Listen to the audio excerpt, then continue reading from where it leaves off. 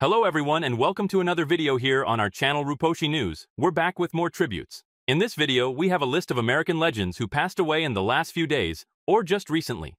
Number 1. Thomas J. Donahue. Thomas J. Donahue, who oversaw the U.S. Chamber of Commerce for over 20 years and is recognized for boosting the organization's political influence on Capitol Hill, died on Monday at the age of 86. According to Axios, Donahue passed away in Northern Virginia beside his loved ones, after a brief illness. An alumnus of Adelphi University and St. John's University, Donahue is renowned for his efforts to expand the Chamber's power. The Chamber is the nation's largest business organization with a conservative slant. The Chamber jumped right into congressional elections under his direction, supporting candidates for the House and Senate.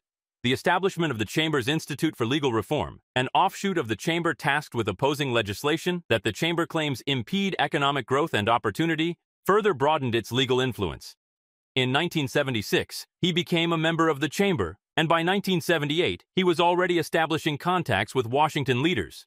He left the Chamber in 1984 and spent the following 13 years as the head of the American Trucking Association, a trade group for the trucking sector.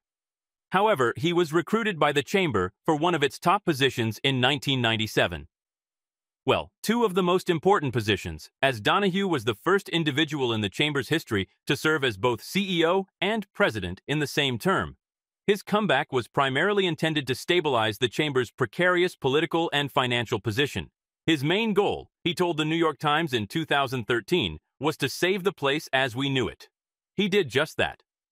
Donahue, who was well known for being a character, the Times cites someone who called him the Energizer Bunny, raised money all over the nation and, according to the Wall Street Journal, within 4 years of taking office, saw his fundraising funds more than double to $100 million. According to the Times, the Chamber's annual value exceeded $250 million by 2013. In a statement, the Chamber stated, "It is no exaggeration to say he resurrected the Chamber, taking the institution from good to great and from productive to powerful, and standing up for business from anywhere in the world to the nation's capital." During a period of leadership change in 2021, he gave up one of his titles, President, to Suzanne Clark. When Donahue departed that year, Clark also took over as CEO. He is a powerful leader for business, but he is also a wonderful friend to many, including herself, Clark said in a statement. She declared, "The nation lost a great patriot. A strong champion was lost by the business community. Additionally, I lost one of my closest friends and my mentor." Number 2. Qasim Kah. Ryan Qasim Ryan, a member of Natural Elements and an FDNY captain, died unexpectedly. According to Instagram post, 52-year-old Qasim Ryan served as a first responder on 9/11 and was a captain in the FDNY. He died unexpectedly on Saturday, according to the statement. Born and reared in Brooklyn's Brownsville, Kay dedicated his life to serving his people, his city, and his music. He risked his life as a 20-year member of the New York City Fire Department to defend his fellow residents, the statement said. During the World Trade Center attacks, Kay served as a first responder and advanced to the rank of FDNY captain. As a recording artist, he leaves behind an incredible legacy that includes 11 outstanding self-released solo albums. Kay's mother, sister, and wife survive him. In the 1990s, Kah made his initial attempts to succeed in the music industry. He initially retreated from the industry following his initial venture, but in 2007, he reappeared and put out his debut solo album. After ordering 1,000 CDs, he informed the New York Times that he started giving them away. The Times at the time described him as perhaps the platonic ideal of an independent musician, pointing out that he composed his own songs and lyrics, directed his own music videos, and launched his own label. He kept his life in the FDNY and his music apart. According to Kah, "I never wanted to be the rapping captain," the Times reported. "I try to do my best as a fireman. I also attempt to compose some awesome music when I get home." The family of FDNY Captain Qasim Ryan has our deepest sympathies and prayers. For 20 years, Captain Ryan distinguished himself in the service of the FDNY and the citizens of New York, serving duties in Brooklyn and the Bronx.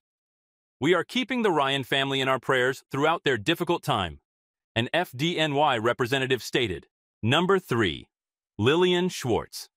At the age of 97, artist Lillian Schwartz passed away. She pioneered new paths for many digital artists who followed her by discovering visually stunning ways to use computers to advance painting into the future.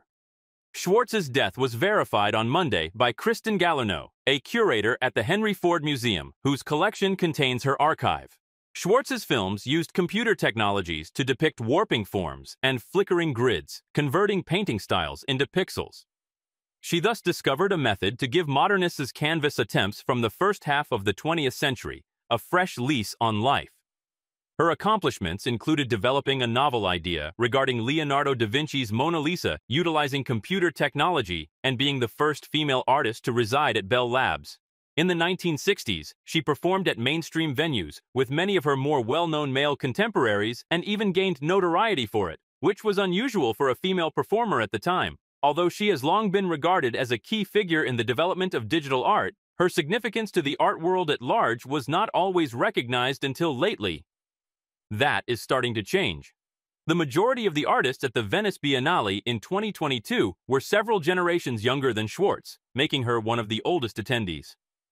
"I'm using the technology of today because it says what's going on in society today," she told the New York Times, expressing her belief that computers may solve the mysteries of the modern world. A significant portion of our environment would be ignored if we ignored the computer. Cincinnati, Ohio, was the birthplace of Lillian Feldman in 1927. She has 13 siblings.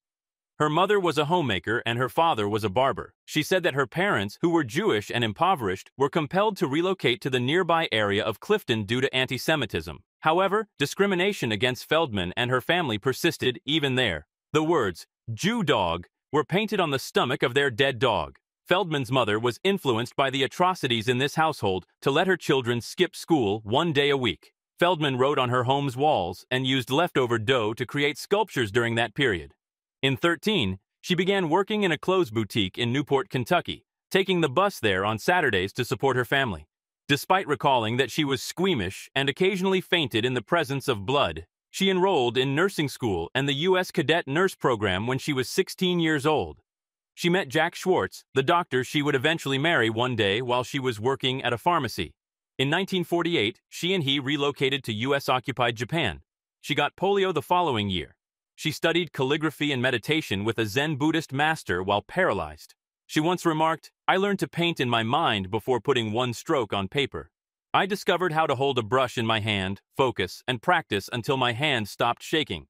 Creating in my head proved to be a valuable technique for me years later when working with computers," she would later explain, referring to this as the inspiration behind her computer art. Graphics hardware and software were scarce in the early days. Number 4. John Lasell. John Lasell, who appeared in 70 projects over his 25-year career, died October 4 in Los Angeles at the age of 95, according to a family notice.